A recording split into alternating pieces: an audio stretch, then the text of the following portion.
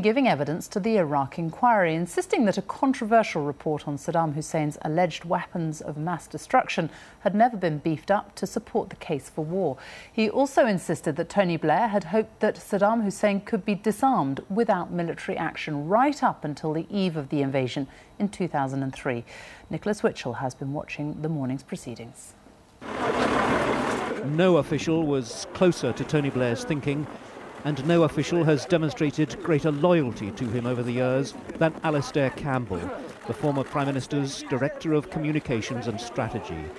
In that role, he had unmatched proximity to Mr. Blair throughout the build-up to the Iraq War. He was at the very centre of events, present at the vital meetings, privy to the most secret briefings. The committee wanted to know first about the role different ministers had played in the lead-up to war. Specifically, to what extent had Mr. Blair involved the then-Chancellor?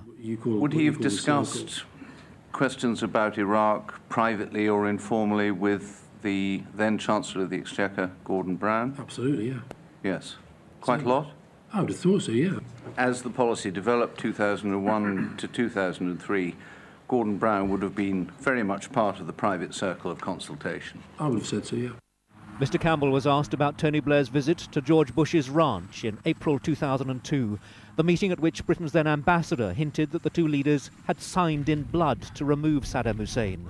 According to Mr. Campbell, that isn't what happened. It's not that George Bush is saying, come on, Tony, we've got to go to war. It just wasn't like that at all. You seem to be wanting me to say that Tony Blair signed up to saying, look, well, regardless of the facts, regardless of WMD, we're just going to get rid of the guy. It was not like that. So at what point had Tony Blair promised military support to George Bush to remove Saddam Hussein? There was a clue when Mr. Campbell was asked about private correspondence from the Prime Minister to the President. Presumably the Prime Minister wrote to President Bush from time to time. Did you see that correspondence? Yes. And did he tell President Bush in writing during 2002 that he would support the President if he took military action? I think that I would certainly say the tenor of the Prime Minister wrote quite a lot of notes to the President, and I would say that the tenor of them was that, as I said earlier, we share the analysis, we share the concern, we are absolutely with you in making sure that Saddam Hussein is faced up to his obligations and that Iraq is disarmed. If that can't be done diplomatically and it has to be done militarily, Britain will be there. That would definitely be the tenor of his communications. To try to persuade the country to back this approach, Downing Street produced its dossier in September 2002, in which Mr. Blair said it was beyond doubt that Saddam Hussein had weapons of mass destruction. Mr. Campbell denied that anyone had deliberately distorted the intelligence. At no point did anybody from the Prime Minister down say to anybody within the intelligence services, look, you've got to sort of tailor it to fit this argument, that argument. It just never happened. The questioning has been more combative than usual, but Mr. Campbell's answers have generally been confident and robust. Nicholas Witchell, BBC News, at the Iraq Inquiry.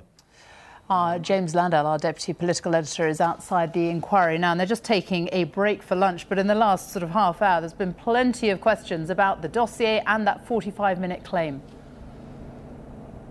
Yes, there has, and very specifically trying to work out the genesis of that piece of intelligence, where it had come from, the drafting behind it, what had been the involvement in number 10 Downing Street in potentially changing any of those references. And Mr. Campbell was very clear in his evidence. He took the view that if, to use his phrase, if number 10 was in the business of quote-unquote sexing up this dossier, they would have gone for a much quicker time, because some of the original drafts said, well, actually, potentially, Saddam Hussein could deploy chemical and biological weapons in 25 to 45 minutes. And he said that if we were wanting to sex things up, we would have gone for that number.